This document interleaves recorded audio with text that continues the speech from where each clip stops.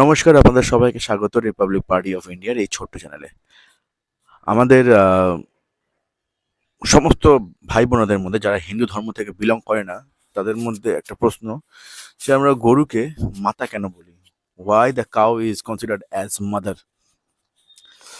কিভাবে বোঝাই কিভাবে বোঝাই আমরা তোমাদেরকে এই কানেকশনটা? ঠিক আছে, তোমরা দেখো, একটা ভিডিও দেখো আগে। राम हुए एक त्रेता में, एक रावण का संहार किया।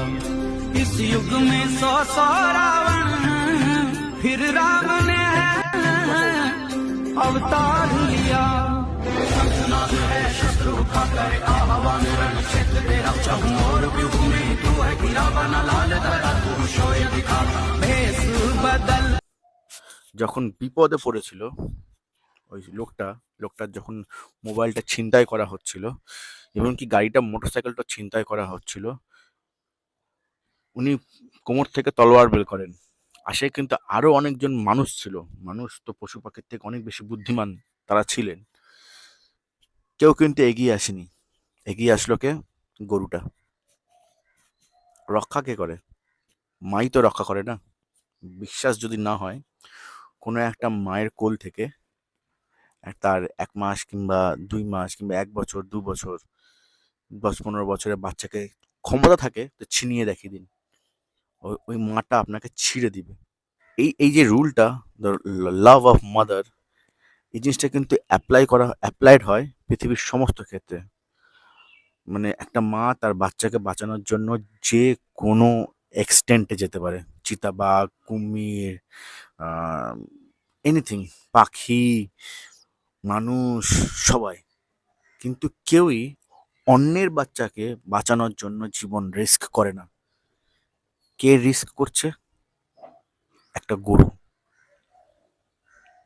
তো এই যে গরুর সমাজের প্রতি এই যে একটা এক্সট্রিমলি অবদান, মানে একটা উদার অবদান, নিজেকে শেষ করে দিয়ে সমাজ দাঁড় করানোর জন্য গরু যে তার সমস্ত কিছু বিলিয়ে দিচ্ছে, সেই জন্য আমরা না কৃতজ্ঞতার জন্য সে গরুটাকে মা বলে ডাকি, মাদার।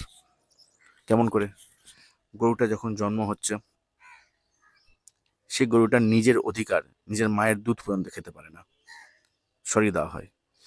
তারপর খুব কষ্টে যখন বড় হয়, বড় হওয়ার পর যখন ওর মানে বড় হওয়ার সময় যখন ও ইয়াং থাকে, সে গরুটা, ওকে দিয়ে 8 থেকে 9 ঘন্টা করে মাঠ চাষ করানো হয়, মাটি মানে ক্ষেত চাষ করানো হয়, কন্টিনিউয়াসলি নন স্টপ ক্ষেত চাষ করানো হয়। তারপর যখন বড় হয়, ওর বাচ্চা হয়, সেই বাচ্চাটাকেও আমরা গরুটার দুধ খেতে দিই না, সরিয়ে দিই। ঠিক আছে? অ্যান্ড তারপরেও ভারতের, এমনকি ভারতের কিছু অংশ ছাড়া সব জায়গায় গরুটাকে মেরে আমরা গরুটাকে খেয়ে নিই। মানে we kill the cow and eat it. মানে আর কত স্যাক্রিফাইস একটা প্রাণী করবে এই মানব সভ্যতাকে কন্টিনিউ করার জন্য? তার বদলে কি আমরা তাকে এতটুকু সম্মান দিতে পারি না? আপনাদের মনে হয় না ওই প্রাণীটা এতটুকু সম্মানের মানে যোগ্য? মানে আপনি খালি এক্সপ্লয়েট করে যাবেন, এক্সপ্লয়েট করে যাবেন, এক্সপ্লয়েট করে যাবেন, আর ও এক্সপ্লয়েট হতে থাকবে, হতে থাকবে, হতে থাকবে, তাই না?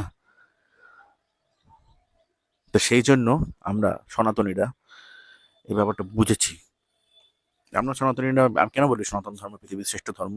কারণ আমরা সনাতন ধর্ম কেবলমাত্র মানুষ পর্যন্ত সীমিত নয়। সনাতন ধর্ম প্রকৃতি সব দিকে। আমরা এই সনাতন ধর্মের আমরা মানুষরা একটা ছোট্ট অংশ মাত্র।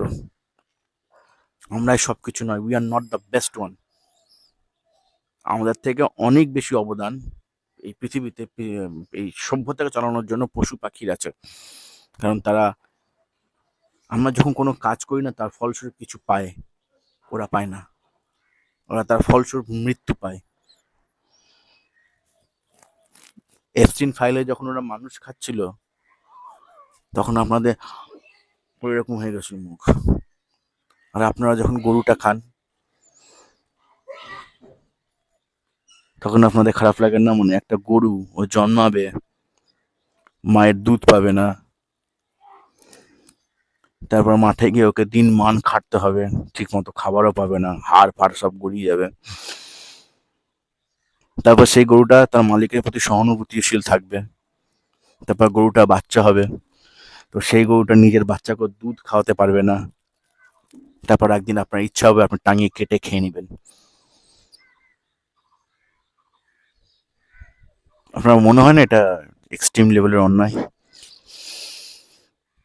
আমার তো মনে হয়, and this needs to stop. জানেন তো আমাদের যে মহাদেব আছে না, শিব ঠাকুর, ও খালি মানুষের ঠাকুর না, পুরো সৃষ্টির সমস্ত পশু পাখি ভূত পিশাচ সবার ঠাকুর। তো আজকে এই গরুগুলো না প্রচুর প্রার্থনা করেছে, ভগবান আমি তো আমার সবকিছু দিয়ে